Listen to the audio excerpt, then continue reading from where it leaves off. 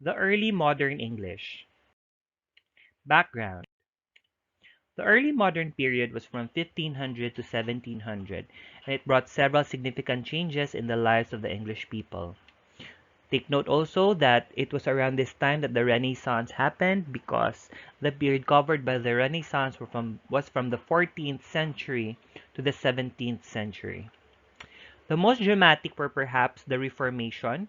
So when we talk about the Reformation, it was during this time wherein the Protestantism rose up and the papacy was being questioned, and even some practices of the Catholic Church.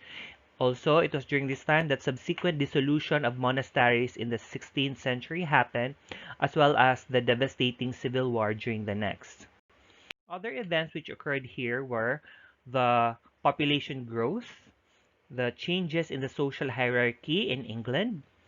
It included great social mobility, an increasing economic activity, as well as a widening worldview and growing national identity. So, two developments that radically increased the number of written texts. First was the invention or the introduction of printing press in England around 1476, the Gutenberg printing press, as well as the expansion of educational opportunities. Because if you talk about the Renaissance, it has something to do with going back to the classics. That's why it's called in English rebirth. And it was also during this time that people started to quest for knowledge. So there was really the expansion also of educational opportunities.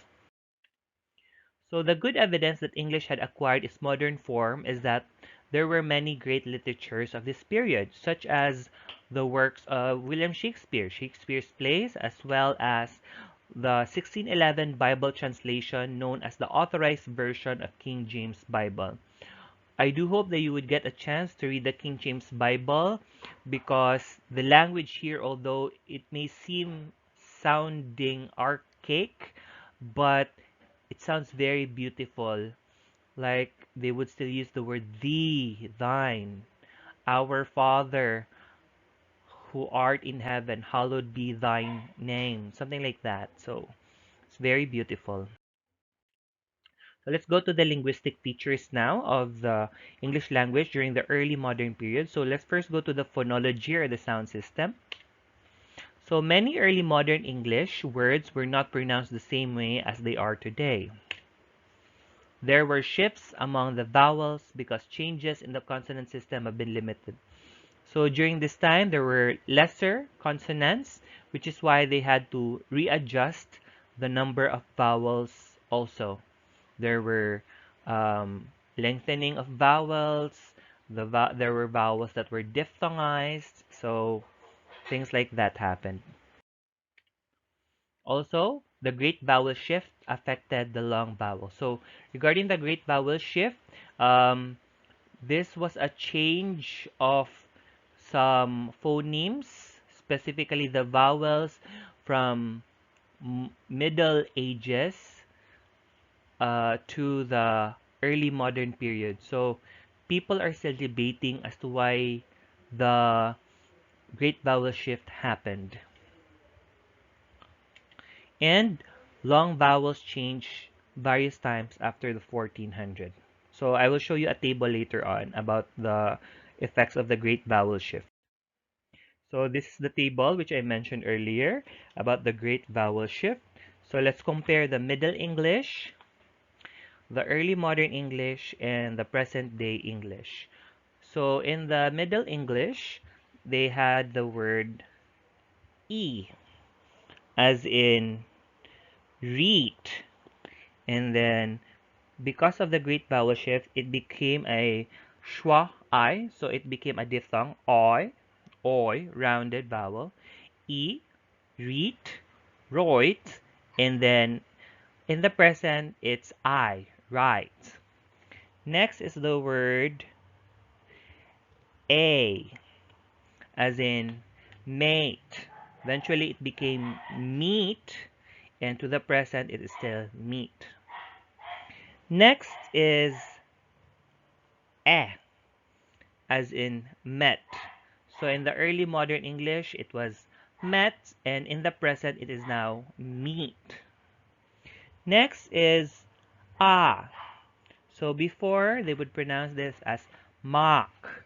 Then it became like an American like Advil. So Mac. Then as of the present, it is now make. So by the way, the markings here, these are not colons. These are like arrows. One is pointing down, the other one is pointing up. So that's the shape of these um, markers there beside the letters. Next is oo, as in whose. I guess we already mentioned this when we discussed the Middle English. So it became moose, as in a back vowel, schwa, and u. And then, I mean central vowel, and then u. And then as of the present, it is now house. So whose, hose, and house. Next is o, as in aw, bore, food, food. And then it became food until the present, it is still food. And the last is aw, lengthened aw, back vowel, rounded back vowel, moth, as in moth. So before they would pronounce it as bought, until now it has turned into a diphthong, o, boat. So these are the changes from Middle English to early modern English until the present day English. Let's now go to um, some other phonological features of the early modern English. So there were diphthongization of two Middle English long vowels. E and U turn into I and ow. That's why you have right and house. Also, the merger of E and E. So, as in meat and meat. So, what's the difference between meat and meat? Meat, M-E-A-T, is longer than M-E-E-T. Meat and meat. And also, it left the English language with four long vowels. E, E, O, and U. This inventory was supplemented by it's transcribed as a letter Q with colon, but it's pronounced like aw, as in cause. So where did the Q colon or the aw sound come from? So it developed from the diphthong ow. So from ow to aw. Middle English diphthongs u, eu, ow, I, and o were monophthongized. So it now became u, aw, e, and o. Also, oi and ui remained unchanged, as in joy and boil. So, boil is longer, ui, boil. And oi is less lengthened, joy, oi, as in boy, joy, compared to boil or coin.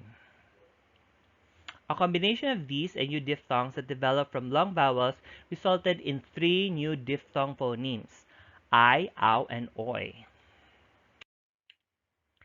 The impact of the post-vocalic R. So when we say post-vocalic R, R is placed somewhere at the last part of a word. So which among other things often lowered preceding vowels. Also, it created new diphthongs when a penthetic E was inserted between a vowel and R. So R was dropped because it's post-vocalic. So for example, fire. So there is an epenthesis of letter E between I and R. Fire. Although there may have been sporadic cases of the loss of the post-vocalic R in the early modern period, it is a systematic deletion. Its systematic deletion took place after.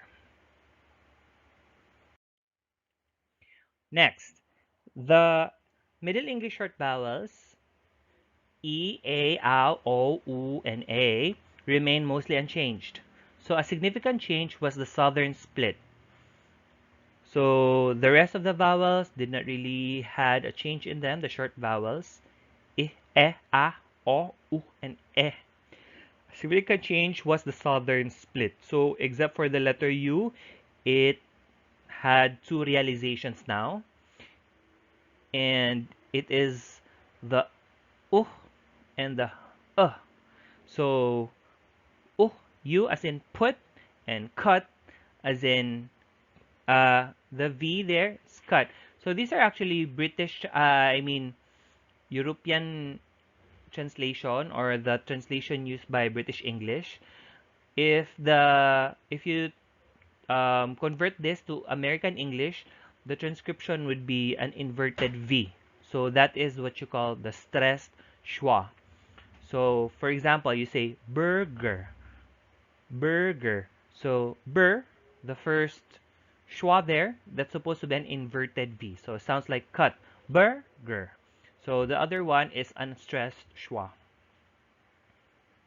So U, and put, cut. Also, the system lost the phoneme X, which was often spelled as GH. So when we talk about the writing, it's written as GH, but it's pronounced as X. For example, but it had two realizations. So when you say allophone, different realizations. For example, you would say ED. Um, you could pronounce it as wicked, depending on the environment it is in, but you don't say called, you say called. So those are examples of allophones, different realizations of the same phonemes. So GH could be realized as x or k. And eventually its realization were replaced by the vowel lengthening, right, or by F. So eventually x and k was replaced with f as in enough. So probably before in Middle English they would pronounce it as enox or enoch, but now they would pronounce it as enough. So there were also two new consonant phonemes during this time, the letter Z and the letter N. Z and N. Consonant H was very weak and sometimes it was dropped. Just like, for example, people would pronounce it as helmet for helmet.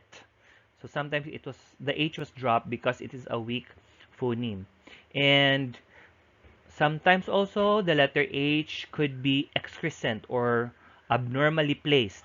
So instead of saying every show, they would say every show. There's a letter H before the letter E. Every show. So these were some new introduction of phonemes during this time. However, please note that during the later modern English, these phonemes were actually frowned upon by the British people. In fact, they would call this as a vulgar language. So that's why they would rather not pronounce it that way, because they think that it is vulgar when you, let's say, drop a letter H. But anyway, we'll discuss that further when we reach later modern English. Now let's go to grammar. So for grammar, there were morphological simplifications and stabilization of word orders. English acquired its present analytical structure during the early modern period because, again, people were becoming more scientific during this time. People were going back to the discovery of knowledge and quest for discovery. So that's why structure during this time were more analytical. Next was that the nominal inflection was mostly limited to the plural and genitive s. So, for example, you would say, of course, for plural, you just add s to make it plural. For example, you say boy, add s, so it becomes boys. Genitive is possessive, so you put apostrophe s. The boy's bag, for example. So that's genitive possession. Um, Next, however, there were still some times when en was used. But just for special cases like brethren or let's say children, you don't say brothers or childers or childs, but rather you would say children or brethren. Also, the case distinction between the nominative and accusative was only retained in the personal pronouns and the pronoun who. What does this mean? For example, in a sentence, if it's in the nominative case, the subject part, the pronoun is, let's say, for singular masculine, he. For example, he ate the cake. But if you transfer it to the accusative part, the girl kicked him. You don't say the girl kicked he. So that's accusative. So there is a case distinction between the two. Next, the second person plural, ye, you, and your came to be used in singular. Because before they would use it even for plural. For example, you are beautiful. So that is an example of second person plural form, and it is only for singular. And also, Middle English gradually ousted the old thou during this time. So, thou art. For example, we still hear that in prayers. Thou art the Lord, the God. So, if you read the King James Bible, they are still using thou. But during the Middle English period, not Middle English, during the early modern period, thou slowly diminished in usage. Also, the plural nominative ye was replaced by the accusative you. So, for example, hear ye, hear ye. That's something that you would probably hear during the Middle Ages. But now, that's not the case anymore. Instead of referring to an audience as ye, we would now refer to audience as you. You listen to me. First and second person possessive determiners, mine and thine, lost their ending. That's why now we just say my and thy. The last environment where N was used was the pre-vowel position. For example, thine. Because if you remember, if you put E at the last part, it um, it signifies the lengthening of the vowel that precedes it. So from then, probably in Middle English, you would now pronounce it as thine. So that's what you call as N as being used at the pre-vowel position. Thine eyes.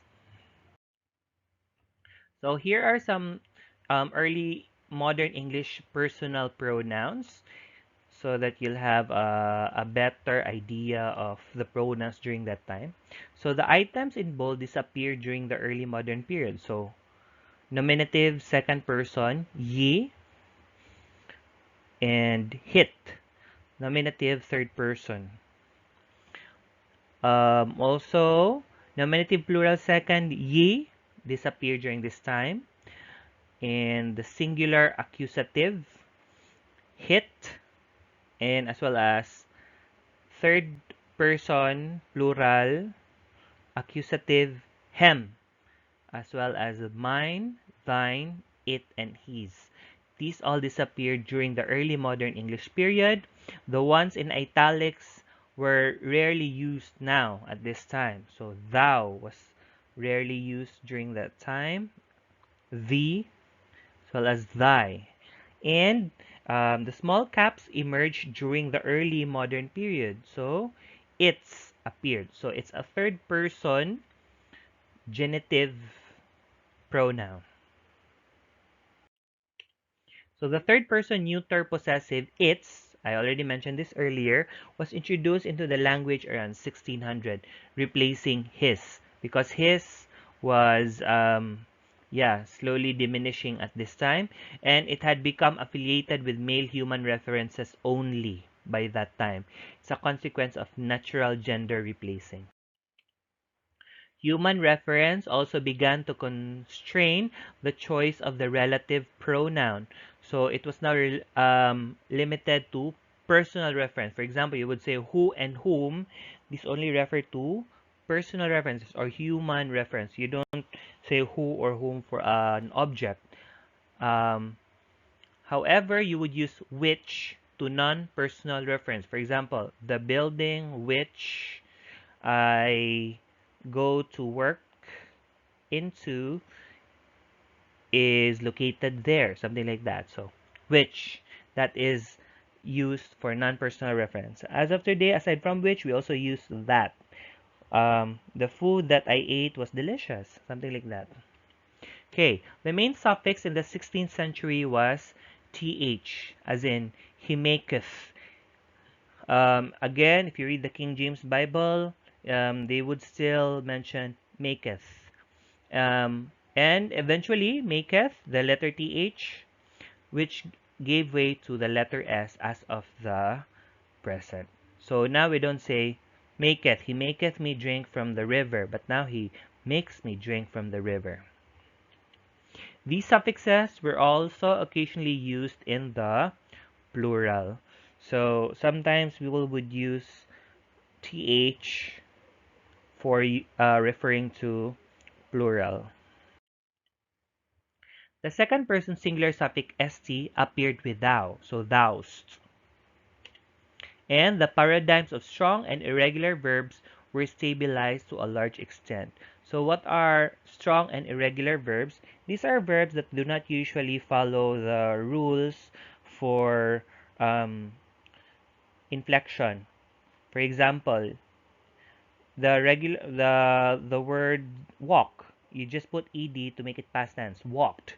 Or let's say um, kick, you just put ed for that and it becomes kick. These are the verbs which follow regular patterns, but there are those which do not follow those. So for example, you would say do, you don't say dude, you say did. Or break, instead of saying breaked, you say broke. So these are some strong irregular verbs. Um, During the early modern English, they started to become more stable. So it's people are less free by that time to make irregular and strong verbs. So there were rules now to stabilize everything. And there was the increased use of periphrastic forms and auxiliary at the expense of one verb. So now we often use do before a verb or modals like shall, will, could, I shall go, I do like it. So those are examples of periphrastic forms and auxiliary. So there was an increase on the use of these verbs. But the use of be was limited to mutative intransitive. Be verb is, was, am, something like that. So mutative intransitive. Child is come. So is being used as an intransitive verb here. Child is come. The aspectual marker progressive be ing developed during the early modern era. If you remember, we have 12 tenses, but these are actually divided to time and aspect. Time, past, present, or future. Aspect if it's progressive, perfect, perfect progressive, or simple. So the progressive aspect marker, if you put ing, that's progressive or continuous. So it developed during this particular time.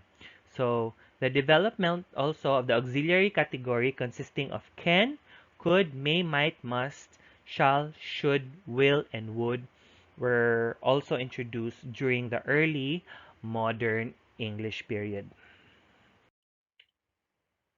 Furthermore, during the 16th century, the non-emphatic use of the auxiliary do grew rapidly in affirmative statement.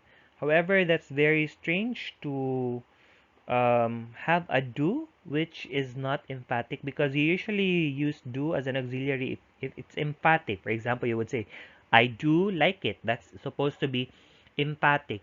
But in the 16th century, I can't imagine how to use it, do, without being emphatic.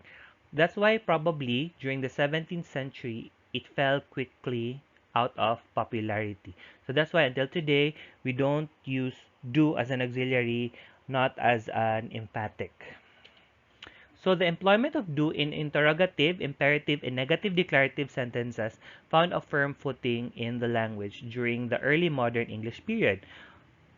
So examples are, for example, you would say, do interrogative, do you like it?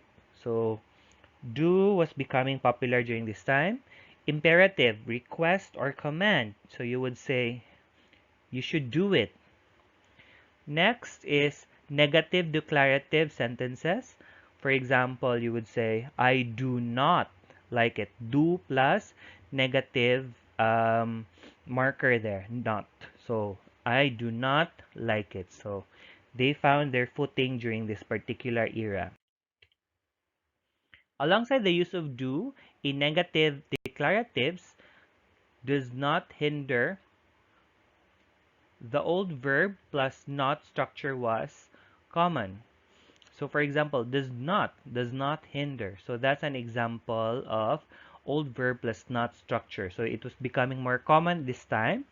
And in particular with the verbs know and doubt. I doubt not, I know not. So these were becoming more popular during this time, the use of these patterns.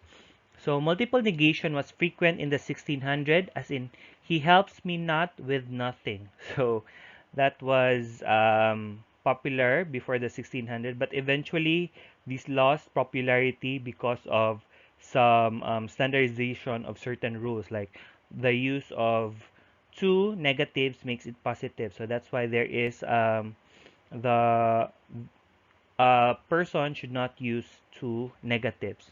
So eventually, after the 1600, so this pattern, the double negation, was like debunked, or as much as possible should not be used. Although the regular word order in affirmative statement was SVO, so the regular pattern is, yeah, that's the active voice that we use, subject, verb, object. For example, you would say, I, subject, ate, that's the verb, object is, let's say, cake. I ate the cake, that's SVO pattern. But in the first decade of the 16th century, it was not uncommon to invert word orders after adverbs, such as then, therefore, thus, and yet. So during the 16th century, they would usually start first with then, therefore, I conclude, something like that. Thus, yet it bothers me. So these are the common patterns used before the 16th century. Also, the present-day pattern of inversion after negative adverbs such as neither, nor, and never developed from the late 16th century. Because if you remember during the Middle English, as long as you have the nominative and accusative, you are free to shuffle the sentence as long as you do have those markers, having the nominative, having the accusative. But during the Middle English period, um, they started to standardize things. So they started to use SVO. But despite the fact that they started to use SVO, sometimes they would still invert it by putting the adverb first before the S and the V and the O. So even the use of the negative adverbs such as the neither nor never, it was like popularly used and introduced during the 16th century. These are what we call neither and nor are usually coordinating conjunction. Example, you would say neither Maria nor Julio likes the cake. So that's an example of using the negative adverb first before the subject. So this is a form of inversion. So new indefinite compound pronouns with personal references develop, such as the forms in body. For example, no body, from, no, and body. No body, which refers to a person. Also, complex prepositions such as because of develop from this time. So because of is actually a combination of by, cause, and of. So eventually it became into the preposition because of. Several connectives, for instance, since, while, and because, grammaticized in earlier English, acquired new senses in the early modern period. So the new meaning of since, while, and because um, became more standard during the early modern English period. Yeah, early modern English period. Now let's go to Lexis and Semantics. Lexis, these are the words, the inventory of words we have, and semantics is the meaning of these words. So the early modern period witnessed large-scale lexical growth through extensive borrowing and expansion of word formation pattern. This is no wonder because again, people went back to the study of the classics. People had a more scientific way of analyzing things now. People wanted to expand knowledge. So it's no wonder with the expansion of knowledge, new words would also be introduced. Just like in the present. In fact, like for example, the the discovery of new inventions or machines, of course, we need to label those things or name those things. And I think it would be very difficult to look for counterparts in the local language. That's why they would probably start borrowing words. Let's say calculator. Do we have words for calculator in Cebuano? Or let's say trigonometry. Do we have a Cebuano counterpart for that? I think not. That's why it's no wonder that we would borrow words from discoveries, inventions, expansion of knowledge. So it was in the early modern period, specifically probably the Renaissance, that there was really an influx of new word borrowings. So the major source was Latin, but sometimes they also borrowed from French. So again, I mentioned that there was a great interest to go back to the classical teachings, such as the Greek and Roman teaching, and usually these teachings books were in Latin. So no wonder they would also borrow some Latin words. The extension of English into all areas of life, including science, and the broadening spectrum of genre, style, and registers created a new need for a new and more varied vocabulary, which was satisfied with borrowings and native coinages. So, not everybody, however, was comfortable with this. That's why, in fact, around in the 16th century, there was this called Incorn Controversy, wherein there were people who manifested negative like feedback or expression regarding the over borrowing of from the other languages. So also loan words became integrated into the language to varying degrees. So when writers borrowed words, sometimes they would use two words which had the same meaning just so people would understand it. For example, there's a writer that would write weeping and lamenting. These actually have the same meaning, however, so that the people would understand better, those also who are not comfortable with probably Latin words, they would understand it because there are two synonymous words used, the more familiar one and the borrowed one. So inflectional endings such as Latin atus compared to, let's say, English eight were modified as in alternate.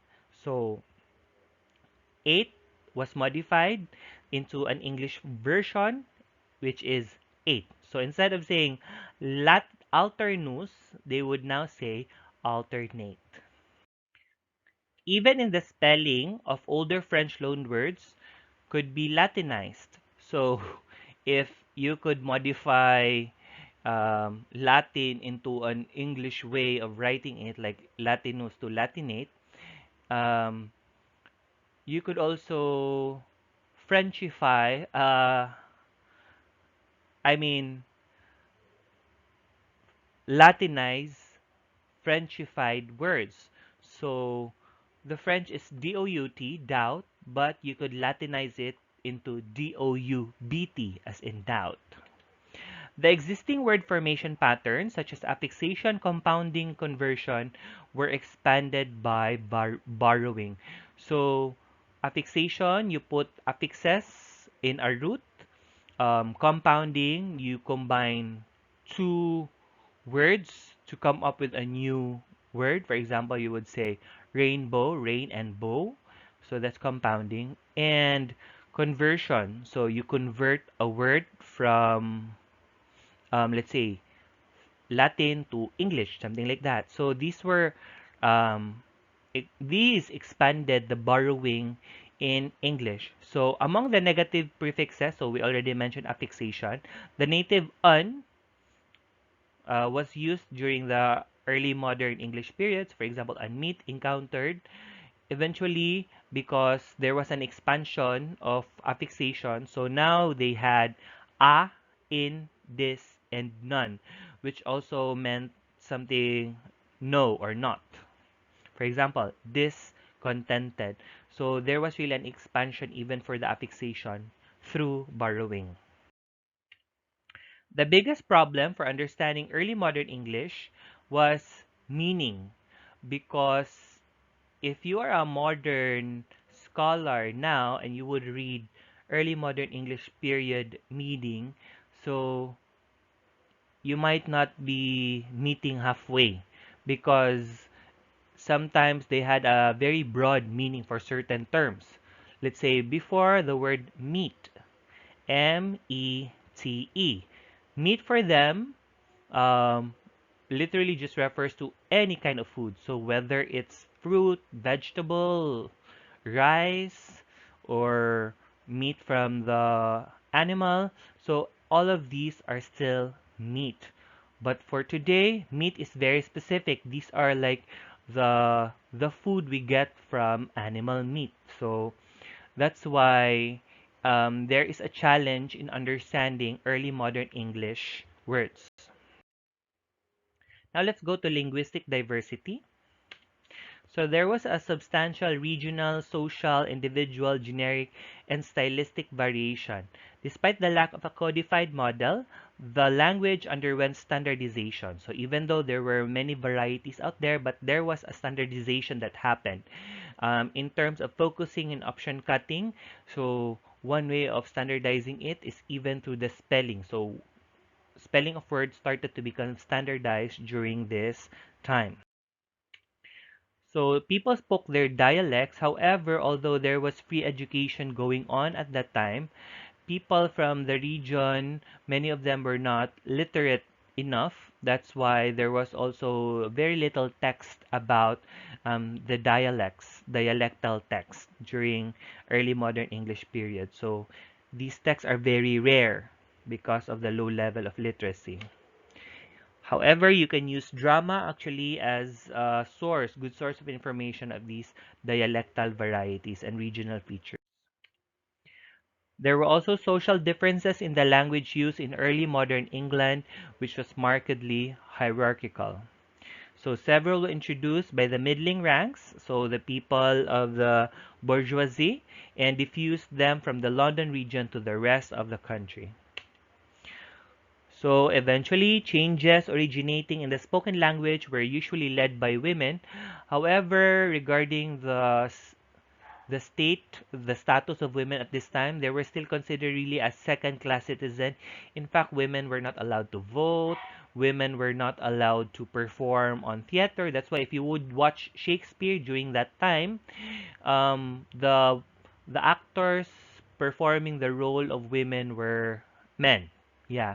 So even in the university, even in science, women did not really have a platform or space in those areas. Although they led changes, but the learned changes were led by men. So when we say learn change, for example, the use of two negatives will lead to a positive, which is a very mathematical way of attacking that grammar rule that was actually led by men. So that's what we call as the loss of multiple negation. So The 17 early modern genres included in the Helsinki corpus of English texts illustrate the broad spectrum of early modern writing. So, the Helsinki text, there were genres that he pointed out and classified. For the Helsinki corpus, the most formal literate genre were law, philosophy, and science because they had high diction, Latinate diction. They were structurally complex compared to, let's say, oral genres such as fiction and private correspondence, which often rely on Germanic, or for them, probably it's not that high sounding compared to Latin or French. And for them, they found it as having a simpler structure. So here's a table for that. So according to Helsinki Corpus of English Text, so the literary genres, these are the works that related to that, law, science. So these have Latinate language and they had a more complex way of writing them compared to oral genres, which still somewhat is Anglo-Saxonic probably or Germanic in nature and were written in a simpler sentence structure. So fiction, drama, diary, so on and so forth. And that's the end of my discussion. This is the reference I used for this. And that's the end. Thank you so much for listening.